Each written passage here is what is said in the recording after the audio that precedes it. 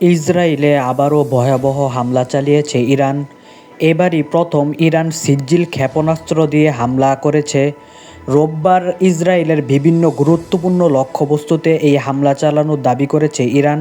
ইরানের সশস্ত্র বাহিনী IRGC জানায় এটি ছিল প্রতিশোধমূলক হামলার 54তম ধাপ। ইরানের ব্যালিস্টিক ক্ষেপণাস্ত্র ও ড্রোন হামলায় দেশটির রাজধানী তেল আবিব সহ অন্তত 3টি শহর থরথর করে কেঁপে ওঠে। আর এ তথ্যটি জানিয়েছে কাতার ভিত্তিক সংবাদ মাধ্যম আল জাজিরা। এই হামলাতে এখন পর্যন্ত ইসরায়েলে 2 জন অনেক গুরুতর আহত হয়েছে। এছাড়াও দখলকৃত পশ্চিম তীরে আরও কয়েকজন আহত হয়েছে বলে জানা গেছে। IRGC দাবি করেছে এসব হামলায় ইসরায়েলের সামরিক ও প্রতিরক্ষা শিল্পের গুরুত্বপূর্ণ অবকাঠামো অনেক গুরুতরভাবে ক্ষতিগ্রস্ত হয়েছে। এদিকে ইসরায়েলের ক্ষেপণাস্ত্র প্রতিরোধ ব্যবস্থার মজুদ দ্রুত কমে যাচ্ছে বলে যুক্তরাষ্ট্রকে তারা জানিয়েছে।